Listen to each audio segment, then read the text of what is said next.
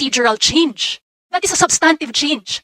And we wish to announce to the honorable congressman present here and to everyone who's listening that Congressman Dan Fernandez wrote the World Health Organization on November 28th to assert that what was done by the DOH was illegal. This was received at the WHO headquarters in Manila, and Congressman Dan Fernandez spoke for the Filipino people when he said that this act of agreeing to the amendments or not objecting to it was illegal under WHO rules.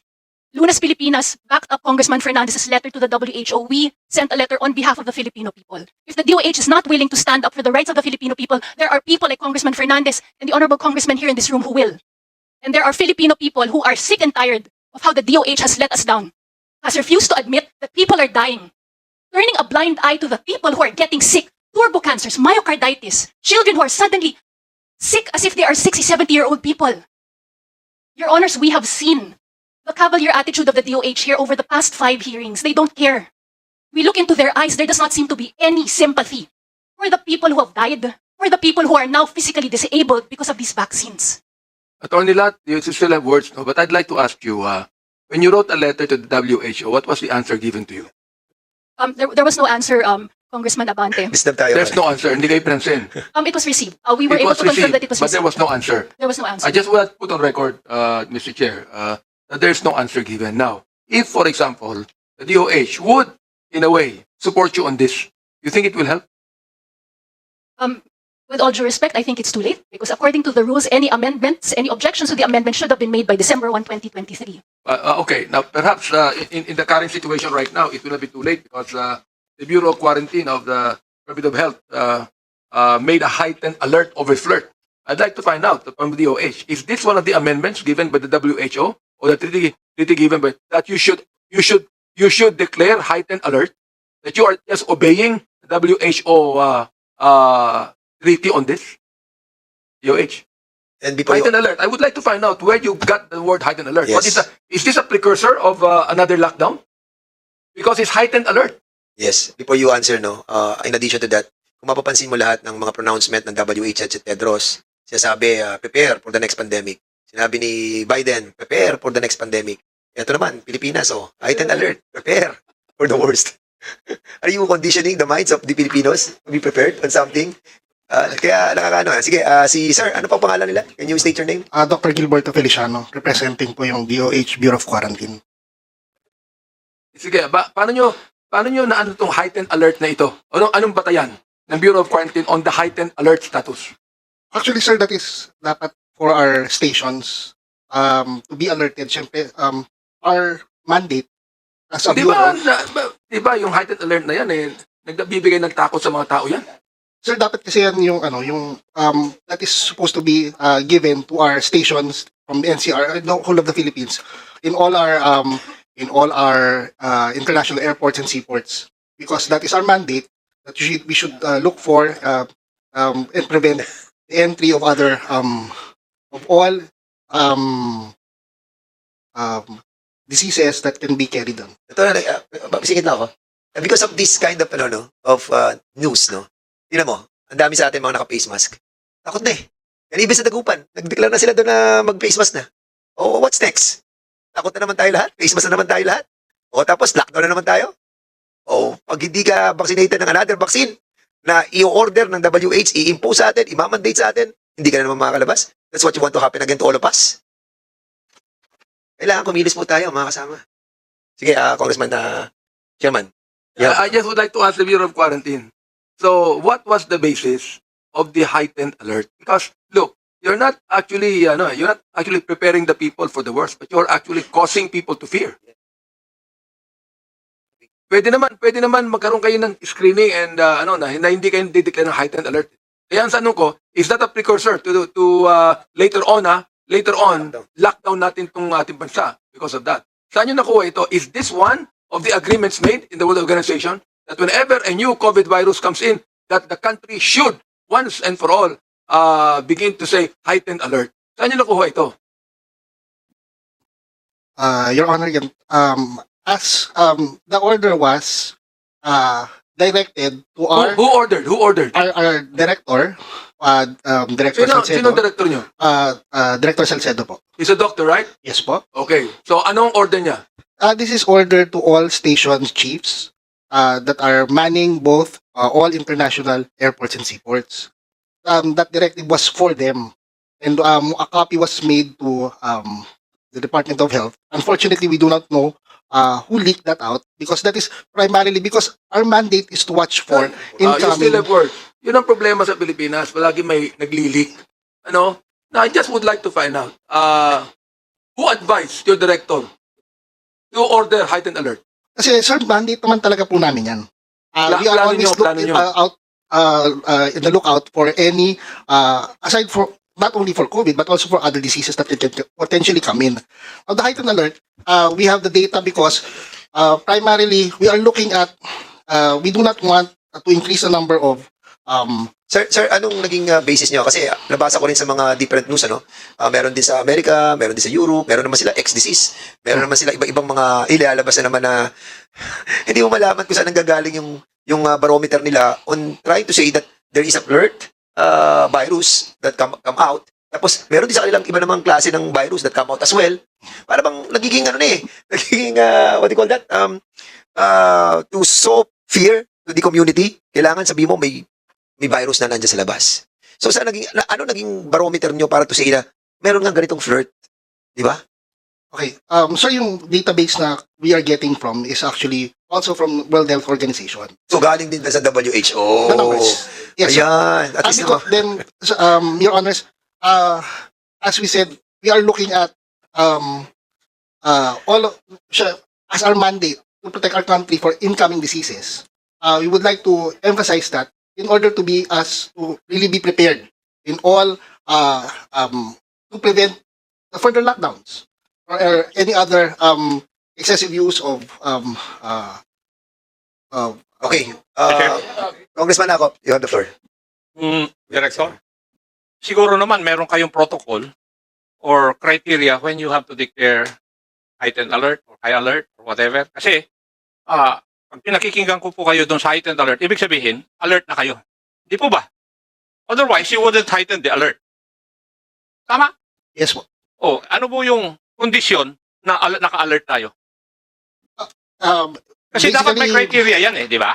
Yung increasing number po pataas na na pataas yung alert Parang sa military ba, kung sinabi blue alert kami, may certain conditions. O nag-red alert, meron din kaming conditions. Ngayon, doon po sa inyong bureau, meron po bang conditions o criteria rin? Basta nag-declare na lang kayo ng heightened alert without trying to find out whether certain criteria have been are existing. Of course, sir, Your Honor, we will base it on the increasing number of cases all over the world.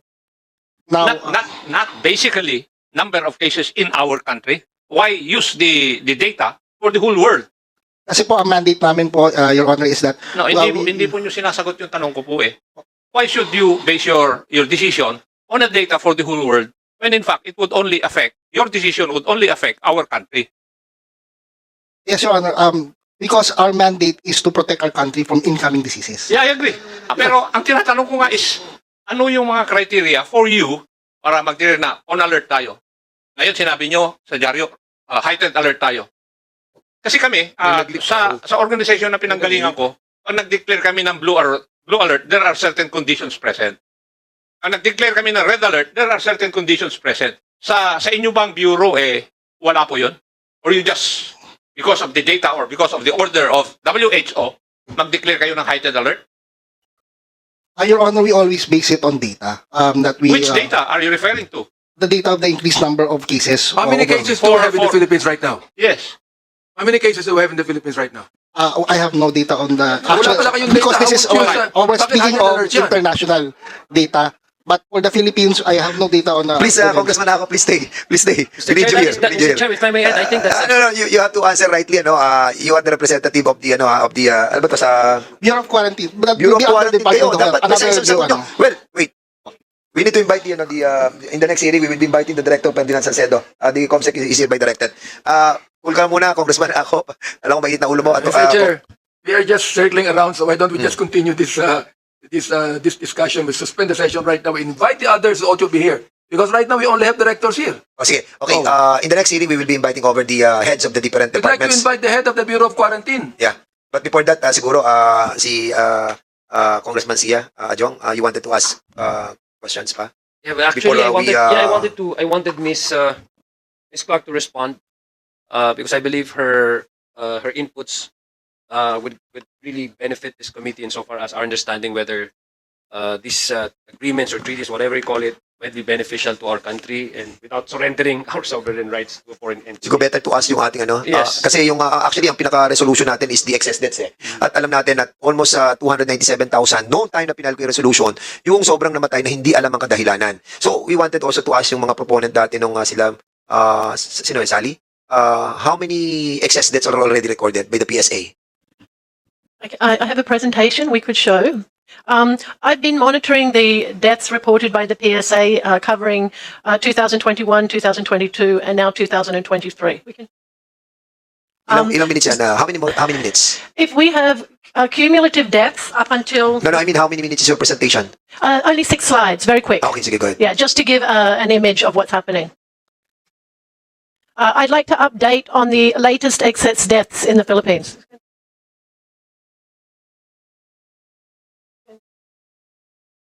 Sorry, there's a technical issue. Okay, since we had in 2021, we had 43.2% excess deaths. However, there was additional data given to Congressman Dan from the PSA that increased the excess deaths. It's higher than has been published. So there was additional data given. So we actually have 43.9% excess deaths in 2021. In 2022, the deaths went down. Here we go. Next slide, please. Before that, Mr. Chair, may I ask, I think just to clarify, this terminology, excess deaths, are they coined by your organization or from No. the PSA? Okay, the excess deaths is an international term that is used in reference to population vital statistics. Excess deaths are deaths that are more than are expected. These are people who would not normally be expected to die. Okay, slide please. Okay, this is the last slide. Can we please go to the second slide?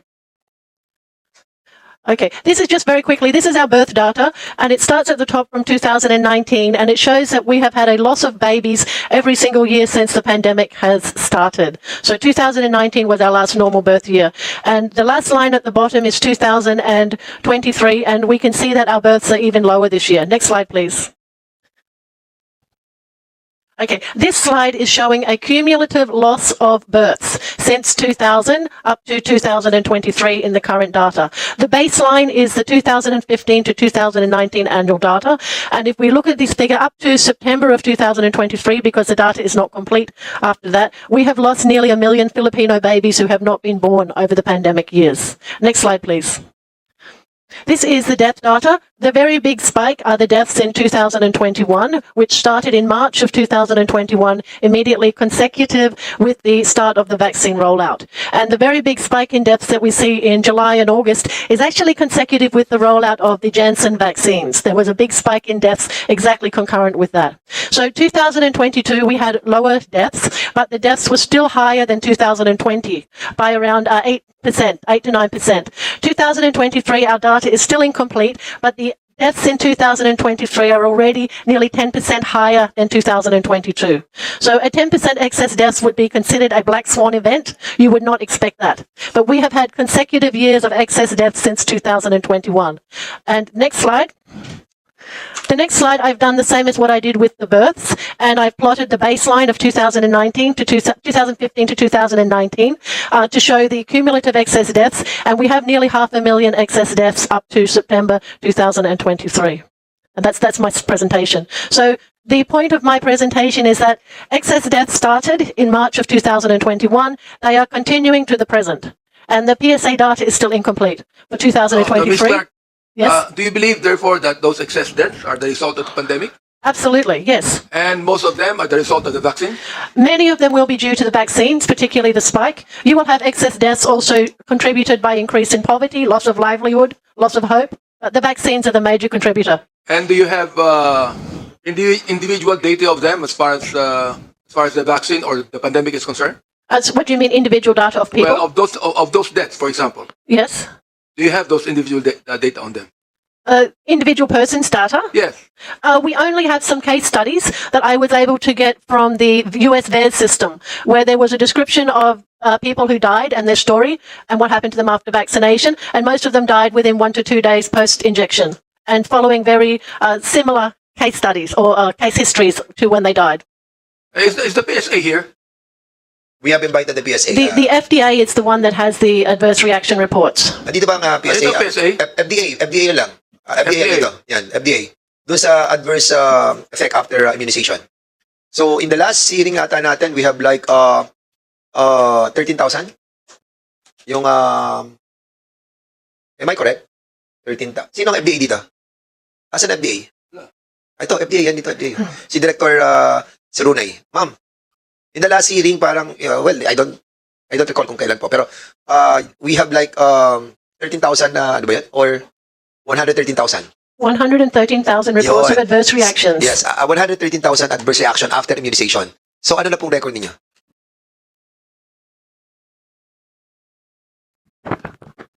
Thank you, Mr. Chair. Good afternoon, everyone.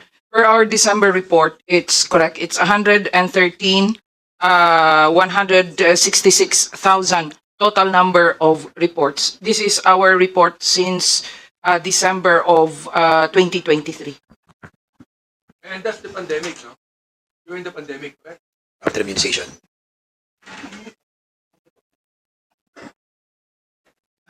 That's during the pandemic, after the vaccinations and everything? Mr. Chair, this is the report of the adverse event following immunization. The report of whom? This is from the report made by FDA. Pharmacovigilance. Yes, Okay. Mr. Chair. Mr. Chair, the next hearing we have, we ought to invite the PSA. We'd like to find out why the PSA is not here right now. Okay, yeah, we'll be inviting over the PSA in the next hearing. Congressman Ajong. Sir Chair, yes. Do you have a data in terms of data po, no? For us to really, ano, no? I think consider that these deaths might correlate or might caused by the vaccines. I think there has to be some sort of a commonality among these deaths for us to arrive into that conclusion. May I ask what are the commonalities of these deaths? I think that's what Chair Benny Abante is asking you, because for us to really determine whether these excessive deaths caused by the vaccines, we should have to we should at least have a like a barometer for us to determine that. So the term is, what's the commonality of the cause of death? Do we have that study also as cause of the? The So that we can Philippines. correlate whether this death is similar with that death. Yes, they may have had a vaccine, but can this death be similar to one another? Meaning, was it caused by the same for example, same cause of death, infection, whatever? The Philippines FDA does their own internal research Okay. on this, and they haven't released that publicly. But the Philippines FDA also made reports to the US manufacturers, who then reported to the US VAERS system. And in the US VAERS system, they provide a description of what happened when people died. And I was able to look at the data for Pfizer, Moderna, and Janssen. I have a presentation that I can provide to you separately, perhaps not appropriate this time. And I was able to see that the majority of people who died within 1 to 2 days post-vaccination. Many of the people who died reported severe headaches before death. Many of people reported difficulty breathing, which would have been interpreted as being COVID, but it could have been due to blood clotting affecting the lungs. So when I looked at the individual case studies, there was about 1,118 that I went through from the US VAERS system. We could see that many people suffered the same pattern. Thank you. Yeah, so I can share that with you. Yeah, may I ask? Congressman Sia, you still have, no? Andiyan pala ang PSA eh. The PSA, where's the PSA? Are you the PSA? Ba't di ka na, ano kanina? Kaya pa ako tapos ng tawag eh. I was about to reply, Madam, Mr. Chair. Okay, so the resolution says that there were 297,000 deaths. How many deaths are you recording? Do you have recorded now? That was the excess deaths that was compiled by Oh, yes. at that time. Yes. So, How many right now have been added to that? Our current, as of our latest data was 292, 799. It went down because our 2015 to 2019 data was also updated, Mr. Chair. Sandali. Magulo yung sinabi mo, kapatid. So sinasabi mo yung 290, ano yung sinasabi mo, PSA? 292,000? Yes, Mr. Chair. Kailan yan? As of March 31, 2024, our data is complete up to 2023, Mr. Chair. Okay, di ba yung accumulated na excess debts Opo, Mr. Chair. is like 297,000 debts Yung nung pong- when I find it, di ba? Uh, So bakit naging 292 ngayon? Para yung, nabawasan. kasi po nag-average po tayo, di po ba, Mr. Chair, Mm. with respect to how we compute the excess deaths, yun po yung ginamit ni Madam Sally. And yun pong data po na ginagamit has been stagnant from since it was Okay. published 2023. So, noong 2023 saka nag-update din po 2024, since wala na namang vaccination, wala nang nag-decrease siya. din po. So, generally So- speaking, 5 years yung ano mo no, Sally? 5 years Yes, yung... 5 years from 2015 to 2019. yes, so, po kaya yung ginamit na generally baseline. speaking, nag-decrease siya. Is that correct Yes, sir. assumption? Ano, Sally? Okay, the PSA has been using a baseline of 5 years prior data, and we can't use 2021 because it's highly abnormal. So the baseline that we're using at the moment is a little bit artificial because the 2015 to 2019 should have then become 2016 to 2020. So the baseline is not completely accurate in that it's an old baseline, but irrespective, we have massive excess deaths. That's talaga. But what I'm trying to point out, yung baseline that you use is the 5-year baseline, which is also being used by the PSA. Is that correct? Yes, Mr. Chair. But we are if you're going updating to the use the said years 2016 to also. 2019, or gamitin mo naman yung 2015 to 2019 and 2016 to 2020, mag-iiba yung... Sir, we are still, Mr. Chair, we are still using the 2015 to 2019. What we're trying to say is, as the years go on, while, as our Ms. Sally has stated a while ago, nag-a-update po kasi tayo ng mga additional na nare-register, na delayed registration and these are deaths. excess debts, ha? May effect po kasi siya pagdating sa computation natin ng excess deaths as our 2015 to 2019 data is added on by the And delayed registration. comparing that excess debts now to Yeah. that So 2016 to our- 2019, wait, Yes, it's an extraordinary. You can still say that, Mr. Chair. Alright, thank you. Mr. Chair, if Sige, I can attorney, continue. lagi ko naman Congressman Job. Mr. Chair, I would like to ask Director Sirunay po. Have you heard the response of Ms. Clark? Yes, would you confirm that these excessive deaths may be linked to vaccine what call this? Yung vaccination po nung during the pandemic? Thank you, Mr. Chair. May I? That is all these excessive deaths are maybe caused by vaccine yes. Thank you, Congressman Adjong and Mr. Chair. As of 31 December 2023, we do have a report because this is published in our website. The reports of fatal outcome do not necessarily mean that the vaccine caused the events. So based on your data, it does not support, for example, that these excessive deaths are caused directly or indirectly by vaccine complication. Yes, Mr. Chair. Our report, we indicated because this is published. So I'll just, I will not rephrase it. The reports of fatal outcome do not necessarily mean that the vaccine caused the events. You mean the excessive deaths? On the numbers that we got, this is the analysis that we have. Okay. Yes, I yield to Congressman Apo. Oh, sorry, Mr. Chair. But do you at least, Mr. Chair, but do you at least confirm that what Ms. Clark said, because you have the data in terms of the cause of death, like the complication, etc. Diba? You have the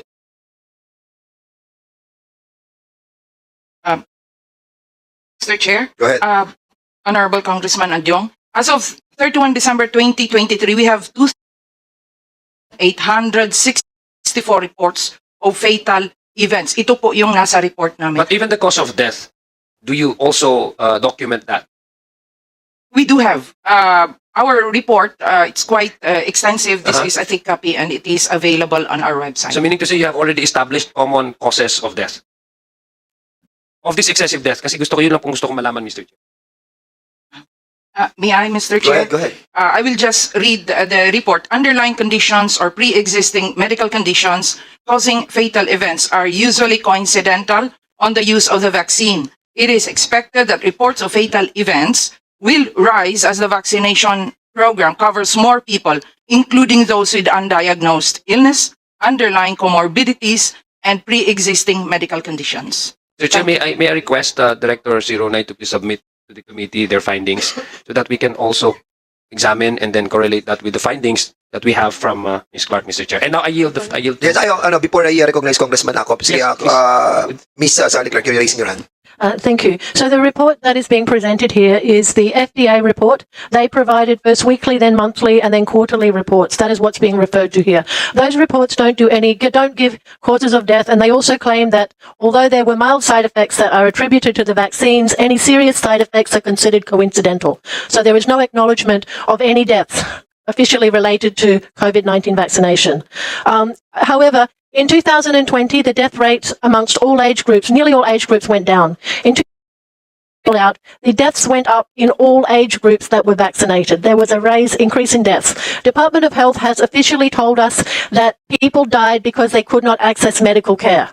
And we would counter that people who do not need medical care to stay alive cannot die when they don't receive medical care. So most young people don't need medical care to stay alive, yet they still died in excess in 2021 and onwards.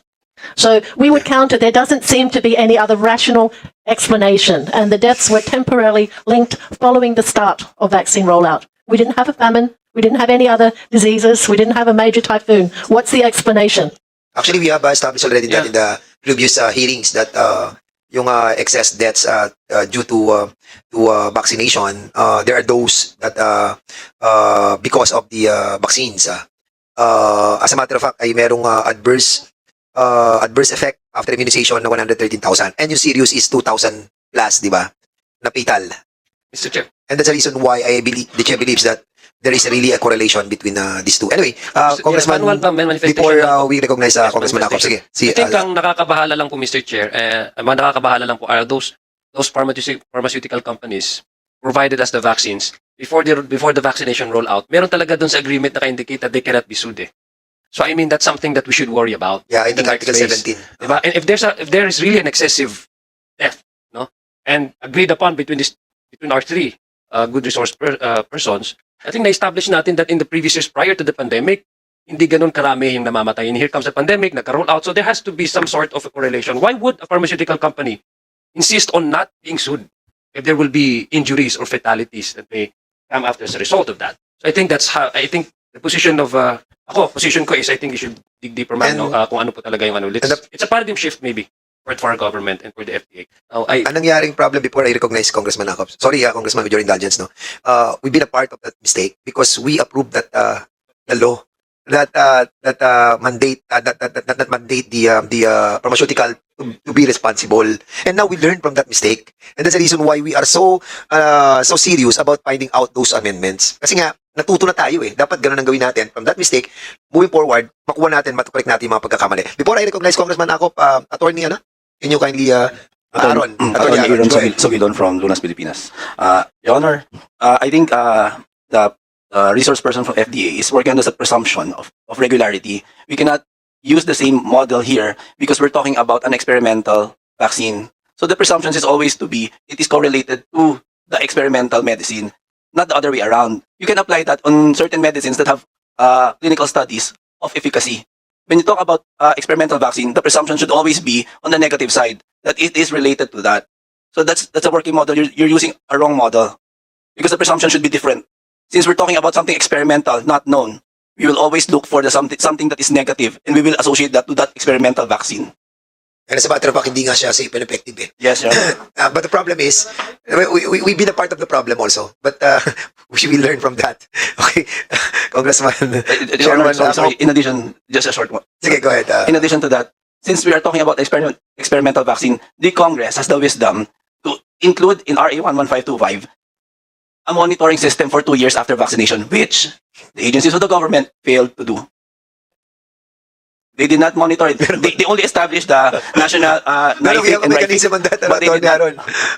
The problem is, during the time that it was approved, no, yung natatandaan ko yan yung Bayanihan Act 11525, because we are all in, actually lockdown yan nung na-approvehan Andun kami sa floor, yung speaker niya, si Speaker Alan Cayetano. And the arrangement in the plenary is, konti lang yung congressman na nandun. And we approved that Bayanihan Act because of the fear of the disease that was initiated by the international community.